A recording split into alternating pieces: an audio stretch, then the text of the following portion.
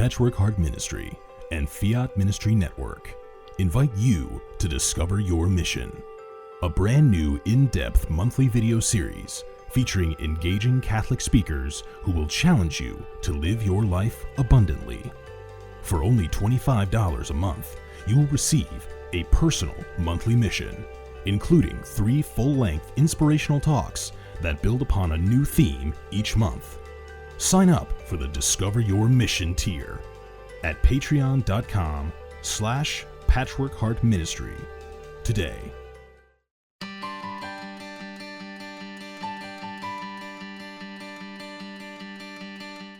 The St. Raymond Nonnatus Foundation, in partnership with Patchwork Heart Ministry and Fiat Ministry Network, present a podcast for divorced and separated Catholics. Hello, and welcome to a podcast with the St. Raymond Nonnatus Foundation for Freedom, Family, and Faith. You can learn more about us on our website at nonnatus.org. My name is DeSantis. I'm coming to you from the Philadelphia area, and I'm very excited because we have a very good friend of the St. Raymond Nonnatus Foundation, who a lot of you already know. Her name is Rose Sweet, and she is also, as I always say, the vice president of the foundation. So, Rose, thank you so much for joining us on this evening. Thank you, Anne. And as I always say, thank God, because everybody knows the vice president does nothing. So I just want to stay there, and that's about it. No, I lend my love and my support to all the good work that you guys are doing. So happy to be part of it. Oh, thank you. And I will say that you do so much for us. So even though, yes, maybe in general, vice presidents don't do too much, but not in this case. Not in this case. So this is the very first in a series of 12. Now, last time Rose and I met, we did an introduction where we told you that this is going to be a 12-part series. So this one is called Surviving Shock, Panic, and Disbelief. And a couple questions are, do people really change? And facing our fears, going there, and also having a plan.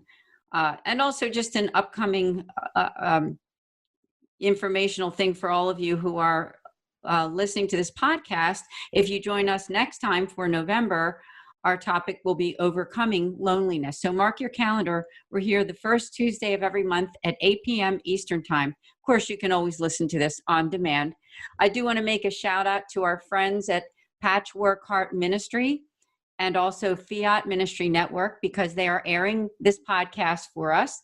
We thank Bill Snyder and also Kent Kalhosky, who's the producer at Fiat Ministry Network. And it's airing on 8:30, the first Tuesday of every month on Patchwork. And then it's running live on Facebook too. So please let your friends know about our endeavor. And we're so excited and grateful to Rose for joining us every month for pretty much for the next year. So it will be great. So going to our topic here, Rose, is surviving shock, panic, and disbelief. Wherever you'd like to start, I know most of the people on this podcast know who you are and they know a little bit about your own story, but any little introduction would be great for those who are listening who have yet to get to know us or yourself. Okay, thanks, Anne.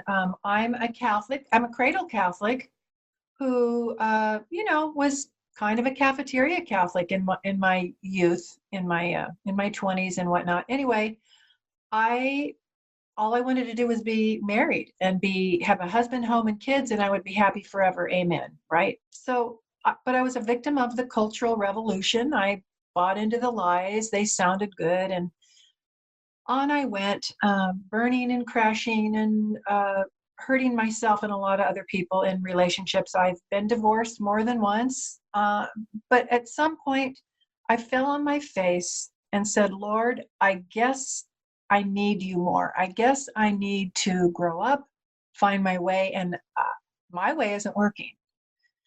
Those are the kind of prayers he loves.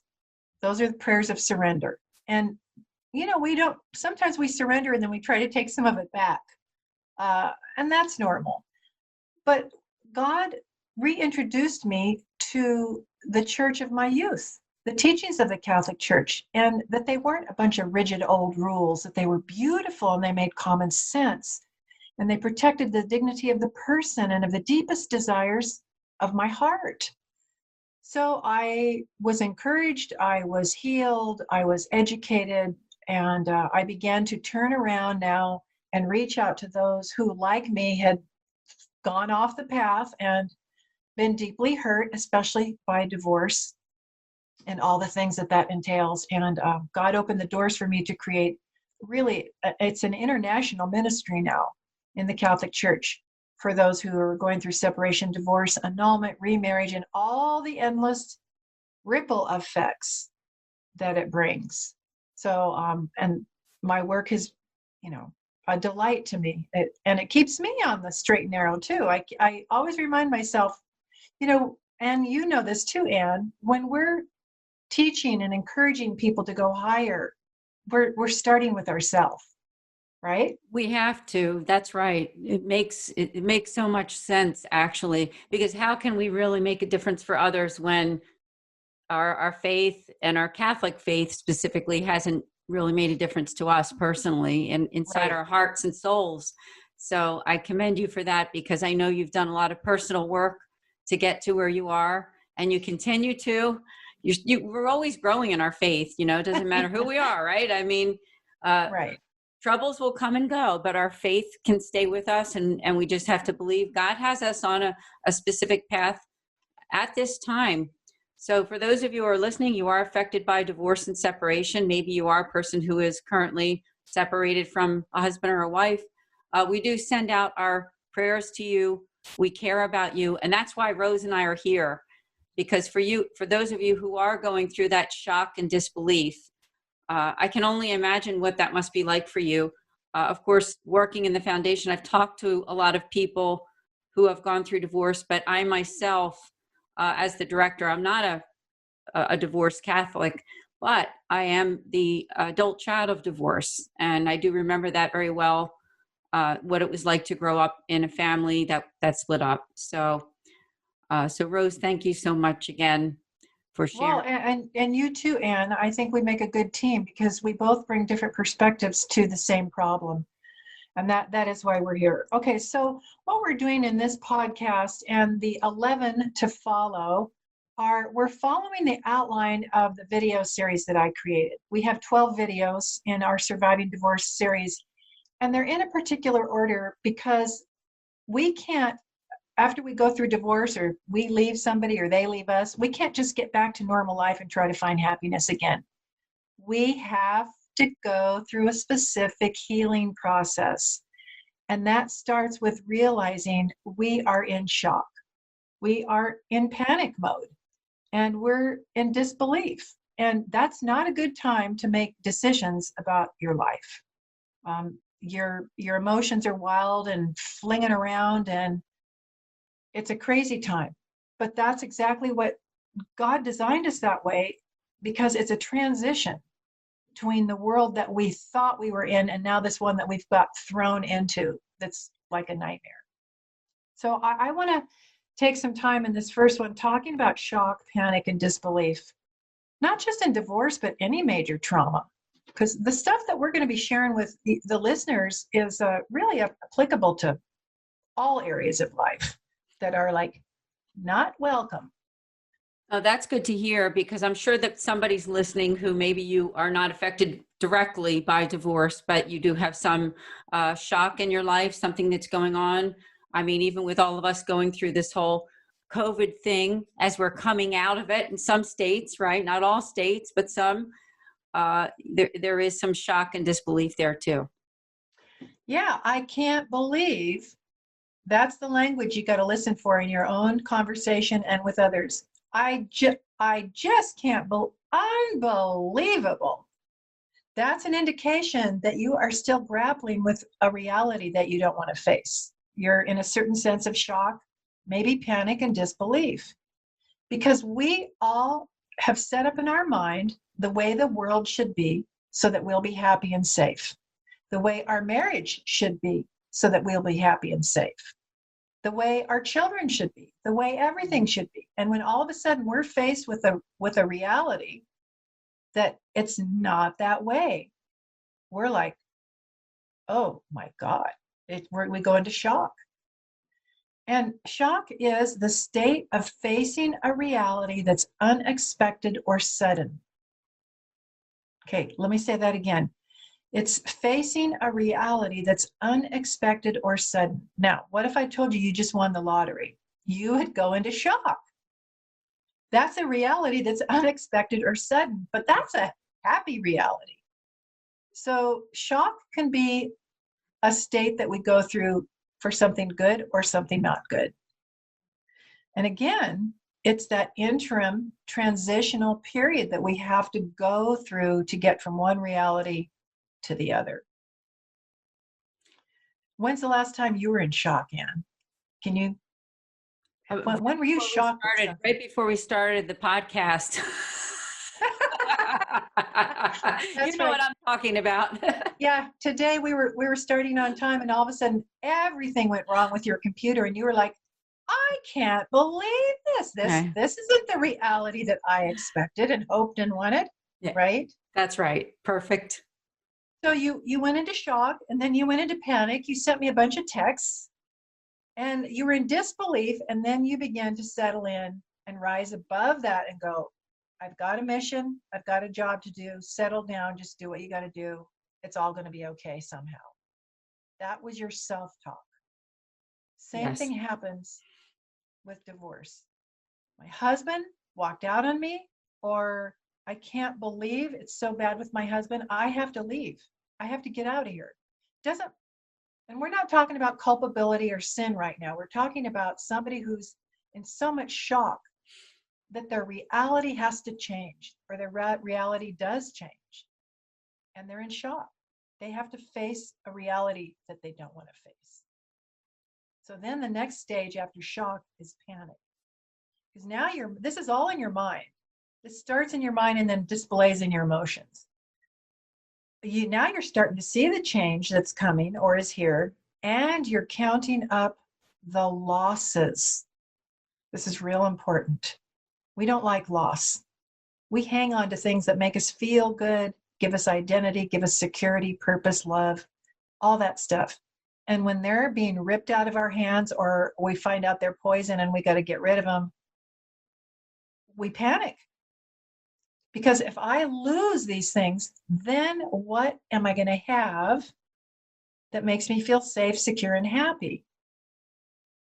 Right? Exactly. So now we're facing the reality, and then we're in disbelief. This can't be real. Okay, this looks like it's real. It's real. He's not here. She's not here. I just got served papers. The bank account is closed.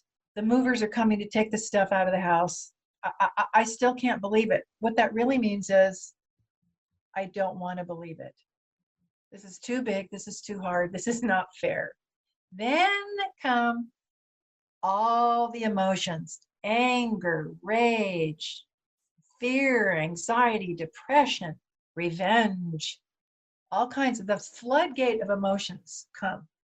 So this state that we're talking about today of shock, panic, and disbelief is kind of like a wall, a dam wall, to keep all those insane emotions from just like taking over completely. And that's where we should help, like you did this morning. Your emotions were, but then your intellect kicked in. This has happened before. It's not the end. We can be flexible. There's another answer. And you did that self-talk of what you know to be true that doesn't change. Right? Oh, yes. And that's a process, right? It is. And that's the way we have to think about things. And that's the way, let's go way backward. We have to start teaching our children to face difficulties and be in shock and be in panic and disbelief. Stop protecting them so much and walk them through this and say, yes, it's scary. Yes, it's not fair. But what do you know? Are you safe? Who's with you? Can we find another answer? To help train your children to think just what you said, the process. I know we're dealing nowadays with a lot of adults who never developed those skills. and they're running 99% of the time on their emotion. They're just reacting to life around them. And they're either supremely happy or they're angry, scared, and frightened out of their mind. So back to shock, panic, and disbelief. Let's talk about that. Shock, facing an unexpected or sudden reality. Panic, seeing the change and recognizing there's going to be a lot of loss here. And disbelief is now you're questioning, is this fair? Is this right? Who am I? Where am I going to go? Where do I fit in? What does the church say? So this is a place where a lot of people start to look at God and go, where were you? Where are you? Why are you letting this happen?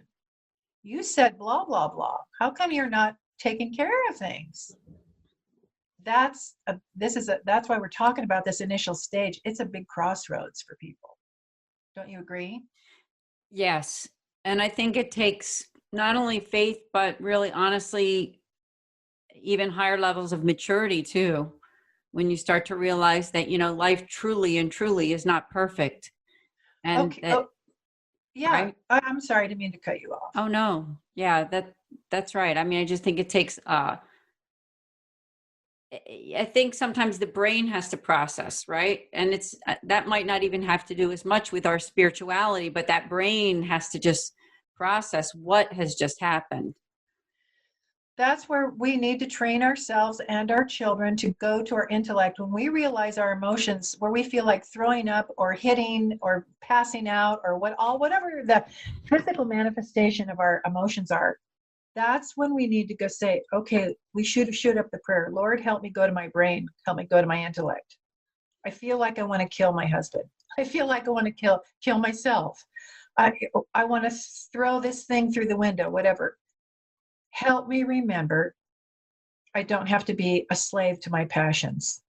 Help me to remember this is going to pass and I'm going to get an answer somehow. And guess what? I don't have to figure it out all right now. This just came to my mind. The story in the Old Testament of Elijah. Elijah was a man of God, right? And he was a prophet. And what do prophets do? What are they supposed to do? What's their job? Proclaim the message to the people of God, God's word. And do you think they get welcomed everywhere they go with that message? Oh, no. So all of us are kind of going through life trying to do our very best and do what God expects of us. And we run up to great resistance or infidelity or all kinds of bad things.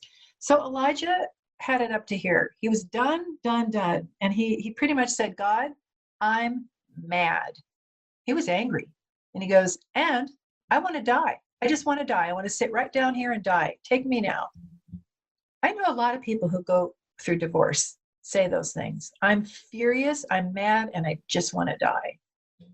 So what did God say to him? God didn't say, yes, those people are horrible, and yes, they're going to hell, and yeah. No, he said, hey, sit down, have a little something to eat, and why don't you take a nap? God fed him, said pretty much, shut up, sit down, get something in your stomach, and take a nap. Because Elijah was functioning out of his wild emotions, his scared, wounded, angry, natural emotions. So never underestimate the power of a snack and a nap. When you're in shock and panic and disbelief and fear and all the things that overwhelm you with divorce, whether it just happened, it happened years ago. Maybe some people listening have gone through the shock and disbelief, but now it's 10 years later and their kids are having babies. And they thought they were the one who was going to go to the hospital first and see the grandbaby. But no, it's your ex and his or her wife. You're in shock and panic and disbelief again, because we keep going back to how the world should be so that we're happy and safe. And we keep getting reminded that it's not, with COVID and with divorce. And you were right. It's a natural part of life. You said it so perfectly. And the image that came into my mind also when you were talking about the baby's born and then the ex-husband or whoever, ex-wife, whatever, goes to the hospital first. And when you say, when you're not doing well, resting and eating, I even think of the person who's sick in the hospital or someone who's just been diagnosed with some kind of disease.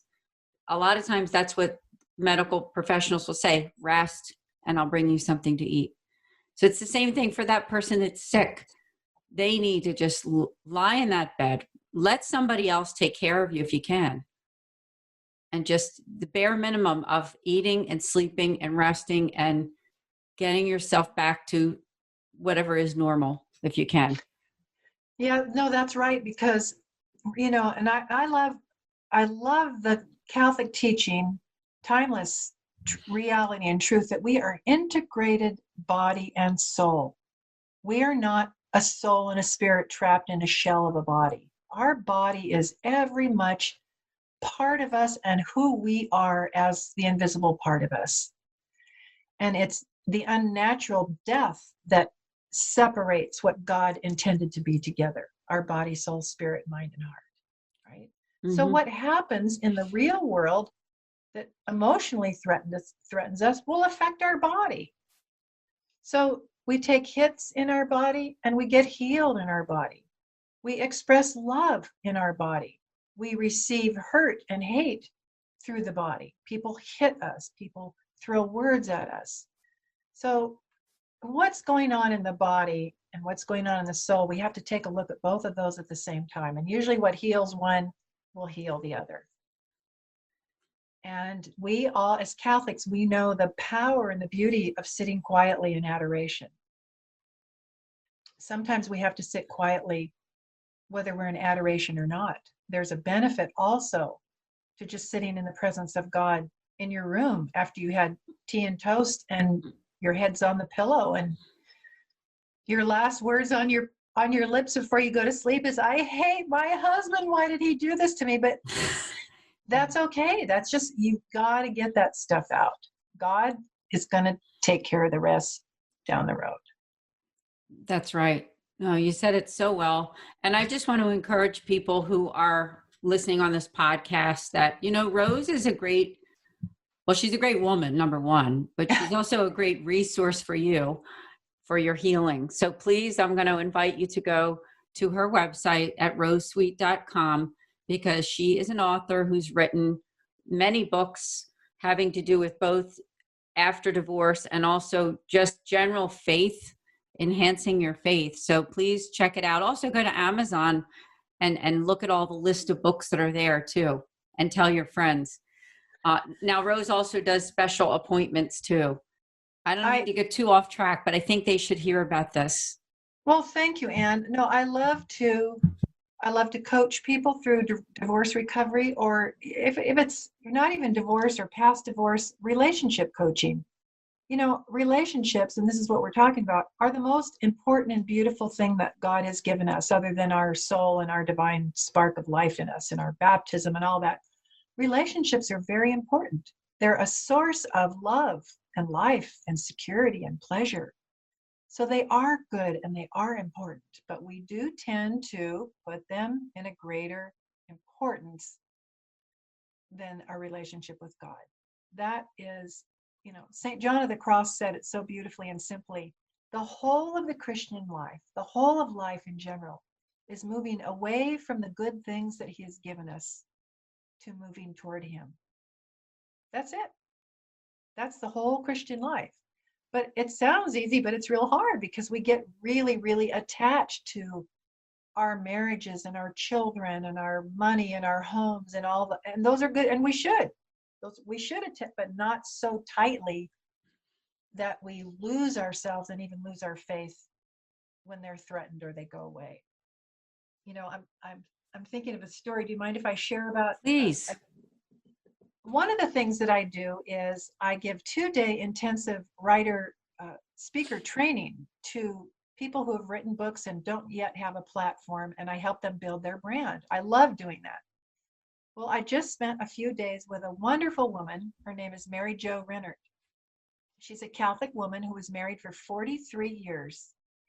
And she tells her story. She wrote a book called You Are Still Beloved.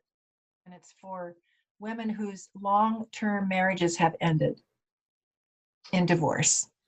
She was married 43 years. They had some kids. They went to church every Sunday. They were involved in this and that, blah, blah, blah.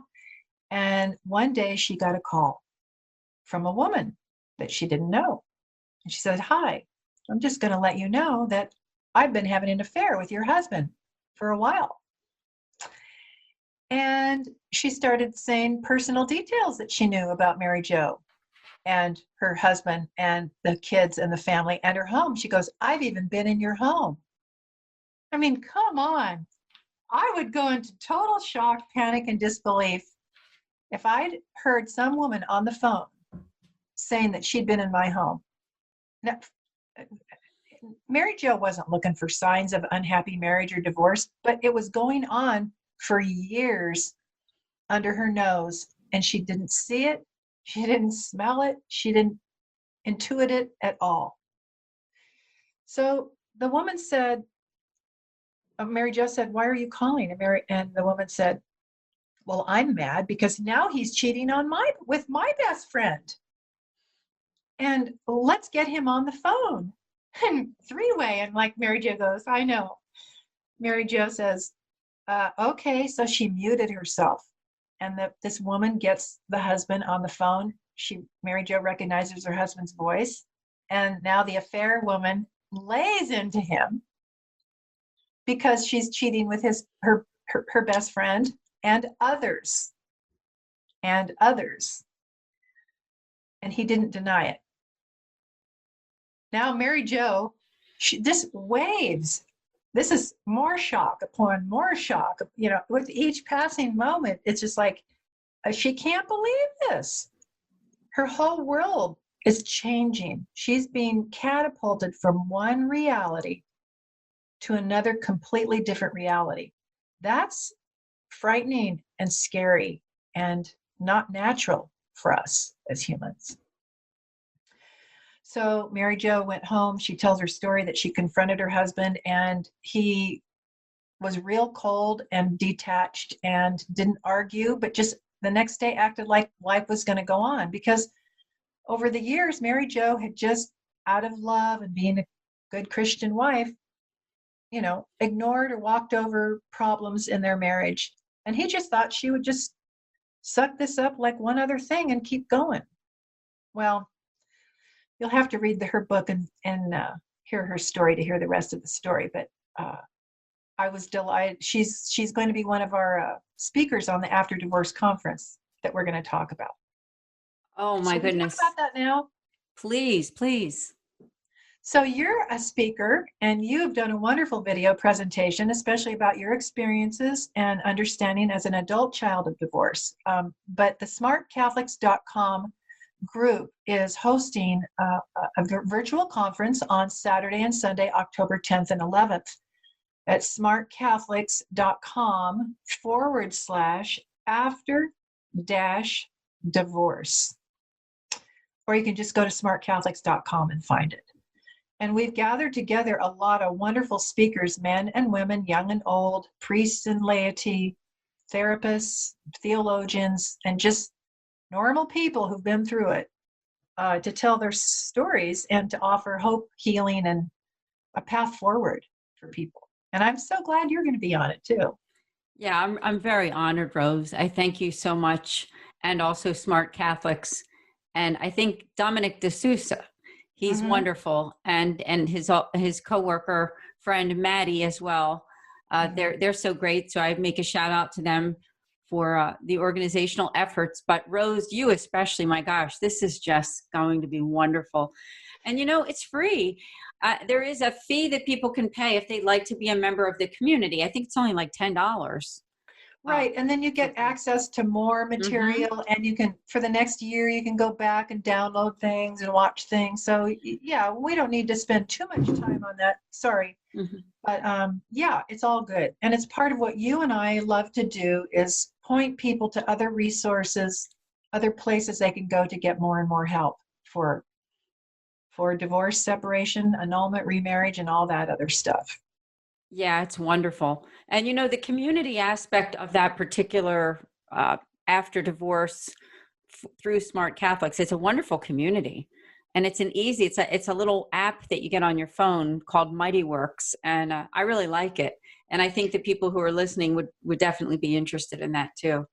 I do too, especially when it's easy. Yes, Please. very. I go into shock, panic, and disbelief when I see some new social media platform or some new app that I have to keep up with. And it's like, can we just stop for a few years so I can get used to what we're doing now? It's like, and I was on the road traveling and speaking. And then when COVID hit, I'm home now. But that's really, it's been a blessing in a lot of ways, because I have been able to have nice, beautiful in-home retreats for people, and to spend time coaching on the phone or via Skype or whatever, to continue to offer help and hope and healing. And you guys are doing the same thing. St. Raymond and Nonnatus Foundation. And shout out to the wonderful order of priests and sisters of the Mercedarians. Oh my goodness. They're fabulous. They're just the greatest men ever, the biggest hearts, great attitudes, and untiring work for the church, for families in crisis especially.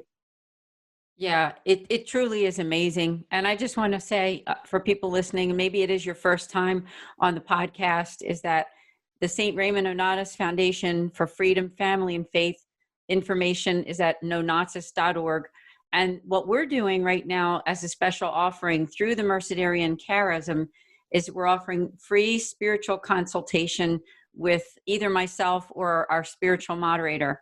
He's always on this podcast, so I'll make a special shout out to Father Ken Breen, who has been so wonderful in the foundation with his outreach to all the individuals and families. And the Mercedarians are always praying for you. Rose, I know you know that too, because we're also members of something called the Third Order of Mercy.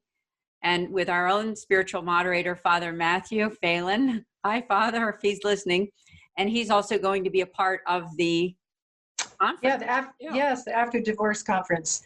Oh, he's going to do a wonderful presentation on confession and mercy. One of the things, Anne, about shock, panic, and disbelief is we're resisting the truth of something that we don't want to see. Truth. And what did Jesus say about the truth? Set you free. Okay, we all know that, right? But what if we don't want to be set free from our marriages? And we don't want to be set free from this nice world that we thought we were safe in. But I thought about this.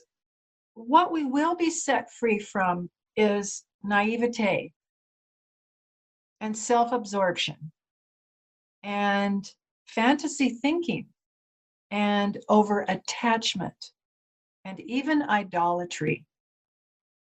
When we're hanging on to something good, but we're hanging on too tightly and it becomes the center of our life or our universe or our being or our identity, it has become an idol.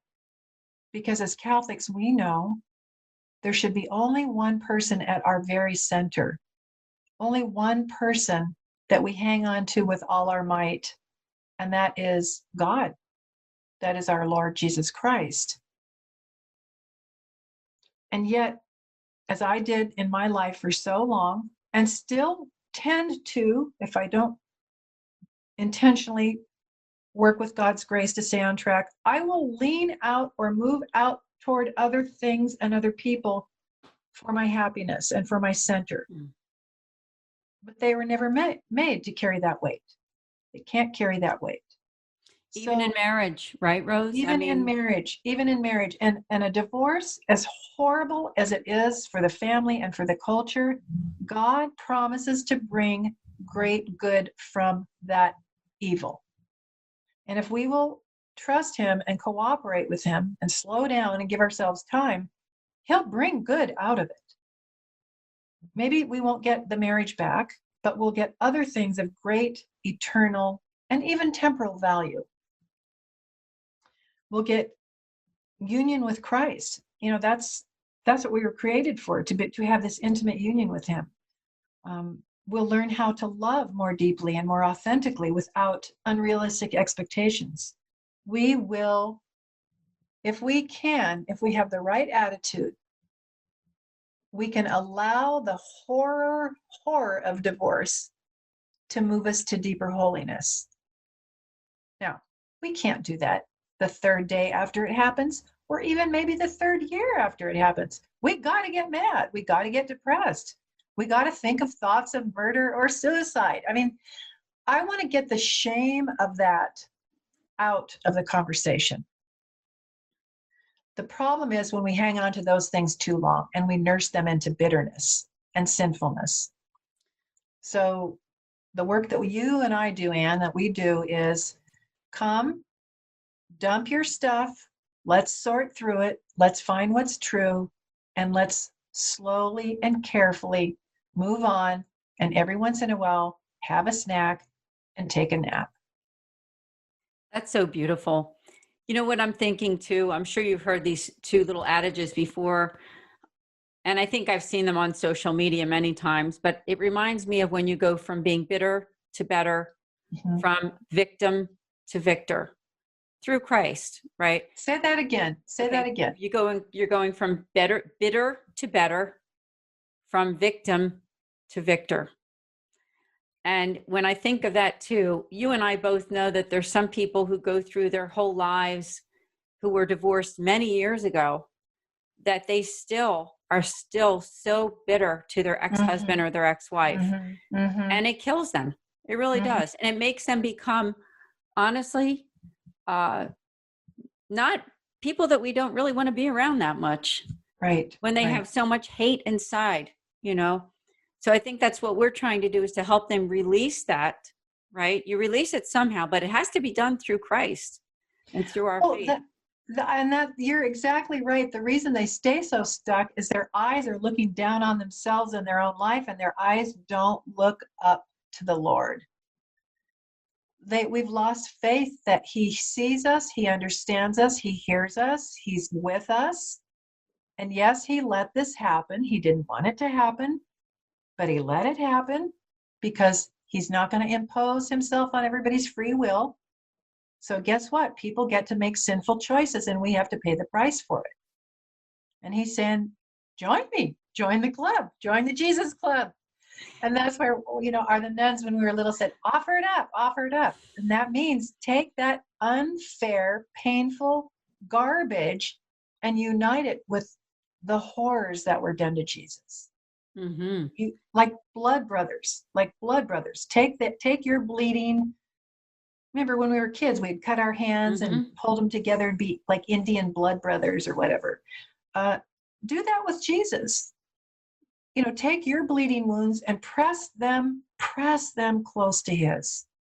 And let that divine salvific power of his blood meld into your blood, into your wounds, into your pain. And something beautiful and redemptive will come from it. And you will be resurrected. You won't be the bitter old biddy. I don't want to be her. But I also don't want to be, and here's the thing about disbelief, a lot of people go into Pollyanna mode because they don't know how to handle the truth. So they go into this, it's all going to be fine. We get along great. I still love him. And don't let me not confuse that with, yes, we should always love our spouse, whether we're married, living apart or not. And we should always forgive. But there are some people who go to the other extreme and they really hide their head in the sand and they don't deal with the deep underlying issues because they're just too overwhelming and scary. And we're here for that person too. We're here to help that person move along and move more intimately into union with Christ.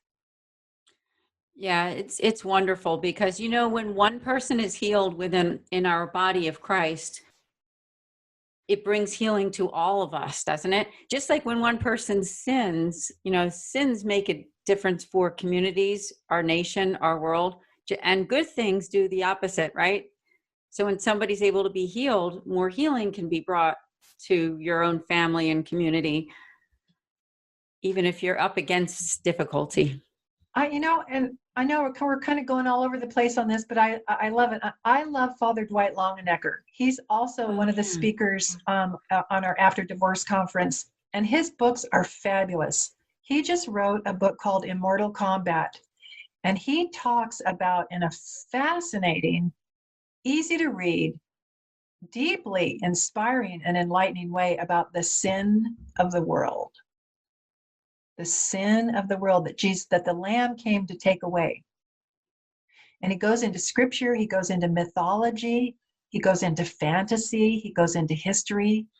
It's really delightful reading and very powerful, and ultimately brings hope. There's a bigger picture, and we're in a bigger love story. We're in a big adventure, and our marriage is important, but it's not the main part of the story. So, not to downplay our marriages at all, but to also remember with that, there's another eternal marriage that we're all called into. And to actually be in that marriage right here and now. We don't have to wait for heaven. So anyway, blah, blah, blah. Back to our topic. How are we doing on time? Oh, good. We have about 10 more minutes, so thank you. Well, do you remember, as an adult child of divorce, did you remember going through any kind of shock, panic, or disbelief when you found out your mom and dad were divorcing? I was very young. I was 7 years old. And it was a very sudden divorce, for specific reasons. We weren't able to know exactly what was going on. Not that I'll get into all of that, right? But Right. But yeah, I mean, I do remember that. I was the oldest of 4 at the time, and then I have my younger sister. Now there's 5 of us. But being that oldest, and you have that sort of that sense of like responsibility. I think you understand because you're the oldest, right? Uh-huh. Uh-huh. And so how has it affected my life? Even to this day, I have to say, yes, it does affect some of my relationships, but it doesn't mean that I can't overcome it with each situation. And by that, I mean, specifically with the relationships with the extended family. That's probably where I still experience that. But God is we have a good God who loves us. And you made a good point. Our life here is not going to be perfect. And I think when we sort of accept that first, for the way your life is, God has blessed you no matter what's happened in your life, no matter who you are, no matter what you've been through. God has a great plan for your life.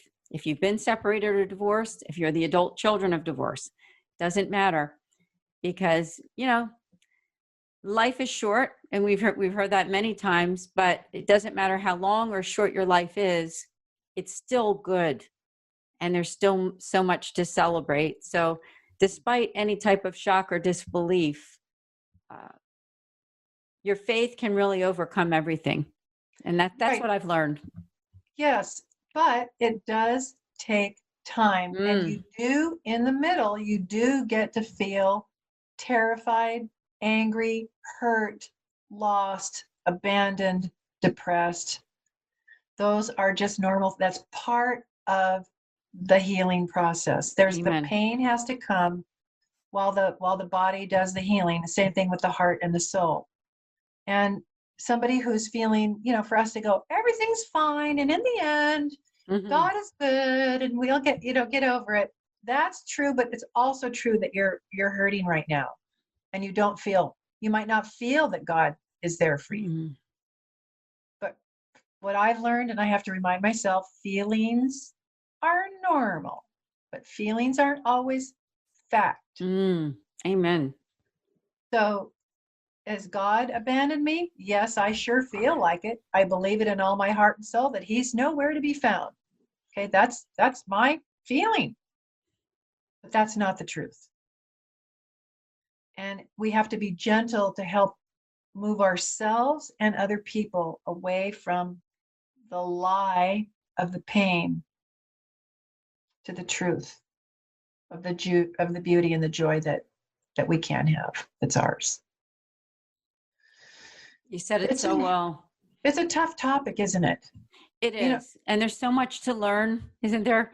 But it doesn't mean that we shouldn't just continue on this journey, knowing that not to discount any feelings or anything, but in the end, God will always win. And that means we win too, right? I mean, if God wins, we do, because he loves us and he is on your side. It doesn't mean that he doesn't love the other person, no, right? But he does love the other person deeply and passionately. He died for that other person as if they were the only other person ever created. And yet he knows best how to help that person make the right decisions and get to heaven. You know, and we're going to talk more about this in other podcasts, but one of the problems that we do, this drives me crazy. Here it comes. It is not your job to get your spouse to heaven. I'm pausing to let that sink in. We've all heard this all our lives. It's your job to get your spouse to heaven. No, that's the job of the Holy Spirit. That's a huge job, right? And we're not qualified. It's our job to create an environment that makes it easier for that person to choose the path to heaven. It's our job to encourage. It's our job to love and to forgive. But it is not ultimately our job to save that soul. My goodness, what a horrible and scary burden that is for any spouse. So no, that's not your job. That's his job. That's right. And you do hear that in Catholic circles sometimes, let's face it, you do hear that it's the job of the spouse to get them to heaven. We can certainly become, hopefully with God's grace, become saints, and that may help them to get to heaven. But it's more who we are, working on ourselves and our own spirit and relationship with God, than worrying about your spouse. I mean, you pray for your spouse. Right. You pray for them, you sacrifice for them, you endure the difficulties for and with them. And you also take a nap and have a snack. You know, all of us, and no matter whether we're married, single, divorced, religious, laity, there are times when we tell God, I'm mad and I want to die, or I hope the other person dies. We all go through that. That's the time to say, whoa, whoa, whoa, calm down, little emotions. I'm going to have a snack or a drink or take a walk or a hot bath and a good night's sleep or a nap. And you know, what do we do with our kids when they're out of control? We put them down for a nap and they wake up and they're the most precious things we've ever seen. So this stuff is not just talk. It's real. It's real. Yeah, it's so great to be here with you. And I'm truly excited about this series. And as I mentioned at the beginning of the podcast, next month is overcoming loneliness, handling isolation, and just lack of connection. So that's going to be a good one too. And especially as we come close to the holidays. Mm-hmm. Oh, definitely. Mm-hmm. So again, I just want to repeat our resources here, especially Rose's website is rosesweet.com. Please connect with her on her social media pages. And don't forget to sign up for the Smart Catholics retreat that's coming up on October 10th and 11th. It is an online retreat. You go to smartcatholics.com /after-divorce. Yes. Right? So yes. You want to do that and also connect with us at the St. Raymond Nonnatus Foundation. You know, if you haven't done it yet, make your appointment through me to connect with either myself or Father Ken Breen, who's on this podcast. Again, he's so happy to connect with you. He's up in Leroy, New York at Our Lady of Mercy in St. Bridget's. So all you need to do is go to the website, and then there's a link there to contact us to make the appointment. So remember, that's free. That's part of who we are and the spiritual consultation that we're offering to you and your family. So again, Rose, thank you so much. Any final thoughts? No, but I appreciate you, Anne, and I think you're a great woman too. And I just love this podcast, and I can't wait till next month. So keeping all your listeners in my prayers as well. Oh, thank you so much. And we will be praying for you too, Rose, and for everyone listening. For Rose Sweet and myself, we will see you next time. Thank you for listening to this podcast. For more information about the St. Raymond Nonnatus Foundation, visit nonnatus.org or email director.srnf@gmail.com. Patchwork Heart Ministry and Fiat Ministry Network invite you to discover your mission. A brand new in-depth monthly video series featuring engaging Catholic speakers who will challenge you to live your life abundantly.